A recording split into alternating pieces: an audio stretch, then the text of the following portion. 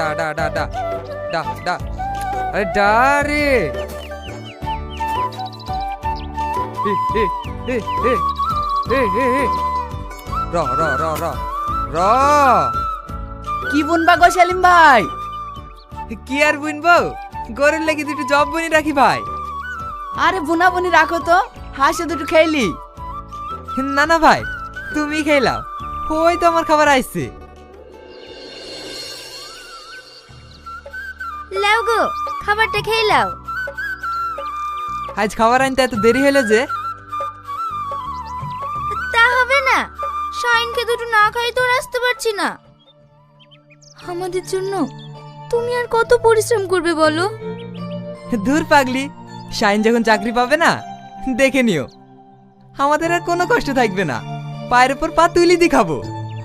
তাই যেন হয়।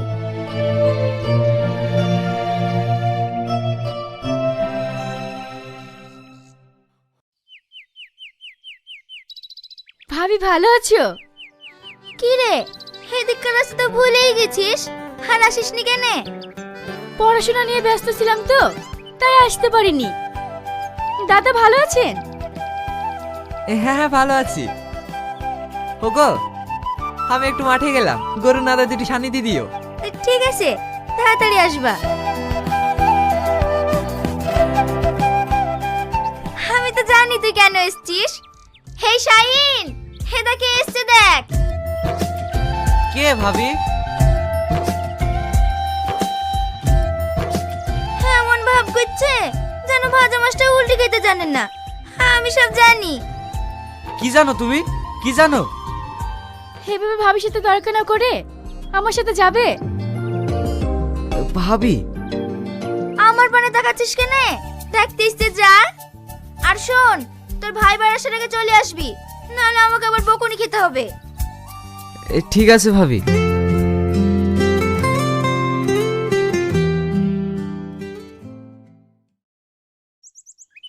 তুমি একদম ফালতু চিন্তা করছো। তোমার মতো ভালো ছাত্র ভালো রেজাল্ট করতে পারবে না, তা কখনো হয়?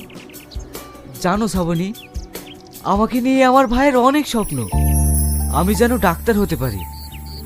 ডাক্তার? হ্যাঁ, আমি তখন খুব ছোট, আমার আব্বা মৃত্যুর শয্যায়, ডাক্তার আমার আব্বার পানে ঘুরেও তাকাচ্ছে না। আমার আব্বা আমার চোখের সামনে বিনা চিকিৎসায় মারা গেল। সেই থেকে আমার ভাইয়ের একটাই আশা, আমাকে ডাক্তার করবে। এই গ্রামের একটা মানুষও যেন বিনা চিকিৎসায় মারা না যায়। দেখো তুমি পারবি, এটা আমার বিশ্বাস। তখন যেন